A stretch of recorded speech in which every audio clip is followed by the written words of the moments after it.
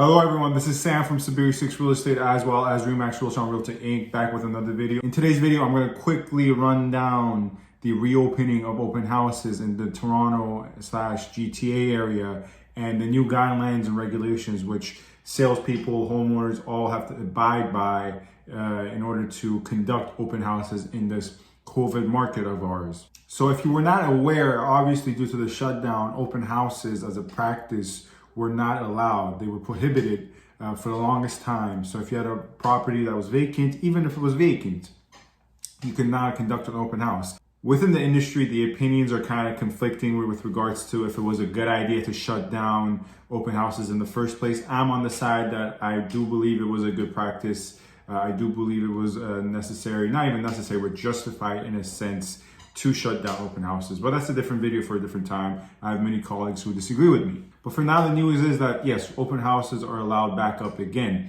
Now, there are three primary rules and regulations that open houses now have to abide by, meaning the salespeople, the homeowners. The regulations will obviously differ from province to province, or if you're watching this in the United States, obviously if in the States it would differ from state to state. Generally speaking, these are the three main and most important new guidelines that we have to abide by. Number one, before entering the property, now potential buyers, onlookers, people who are just curious, window shoppers, whatever you categorize them as, people who want to enter the open house now have to first complete a questionnaire and sign a waiver. The questionnaire are the typical questions that I'm sure you've been asked if you've been waiting in line for groceries or any sort of retail. The people ask you, have you been outside of the country? Have you been experiencing any fever or cough? Have you come in contact with XYZ? So that's going to be the question. And the waiver is basically you signing and attesting to all the information that you have provided and stating that it is accurate.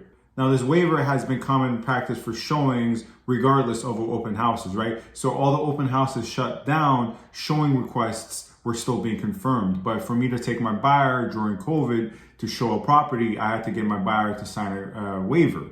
Correct? And even on the listing side, if people wanted to see my property, I had to get them to sign a waiver. So the waiver in itself isn't new, but it's just being applied to open houses, which is now being opened up back again. And these waivers, in my opinion, are exclusively for insurance purposes. People will lie on these waivers. It's just for the brokerages or any other business to cover their butts in order to reduce their potential liability. Number two, gloves, hand sanitizers, and masks are necessary and mandatory. There's no way to circumvent that. And for good reason too, I completely agree with this measure. The only thing that might be a little redundant is that putting hand sanitizer on the gloves. And lastly and thirdly, the capacity. Now the capacity, they state, has to be either 30% of the property or less than 50 people. I think this is a weird way to put it because 30% capacity of a typical residential house is far less than 50 people. Obviously the 50 people, once again, depending on which province and state you're talking about, but 50 people is just the max capacity for all indoor gatherings. That would implicate that 50 people will also be the max capacity for real estate gatherings or open house gatherings if the larger capacity for all gatherings is 50 people. But I think that's where they added the 30% capacity figure because in the hottest of markets, open houses, we never had 50 people at once in the property. I mean, that's just crazy. If I drove by, and I said this in a podcast I did with my colleague, and you can check out the podcast, but I said, even if in the hottest of markets, if I drove by my house and I knew there was open house that day in my house and I saw 50 people in there, I would ask myself, is this realtor that I'm working with throwing a party when he's supposed to be conducting an open house? So that doesn't really make sense. Once again, I understand that it's for the larger subcategory of just gatherings in general, but that's why I think they included a 30% capacity amount or guideline. But overall, I think it's good that they're taking measures and small steps to get back into some sort of sense of normality in the sense of real estate practice. And it's better for our business, it's better for homeowners.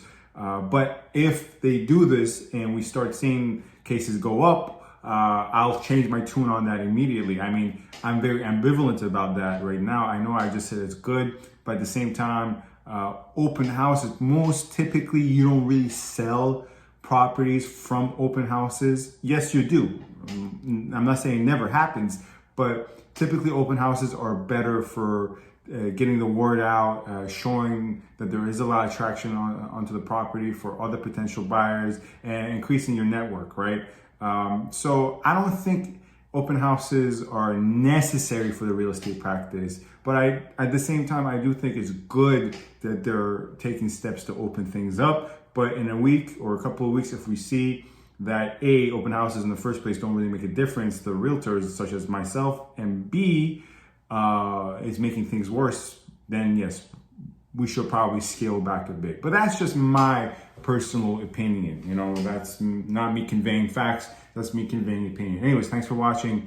Please subscribe, comment, rate, and review. You can find my contact information in the description box. Right now, I'm working with many buyers, have a few listings. So yeah, if you have any questions about real estate, even, you know, I always say I like to talk about basketball. Talk to me about basketball. Talk to me. Just talk to me. Anyways, thanks for watching.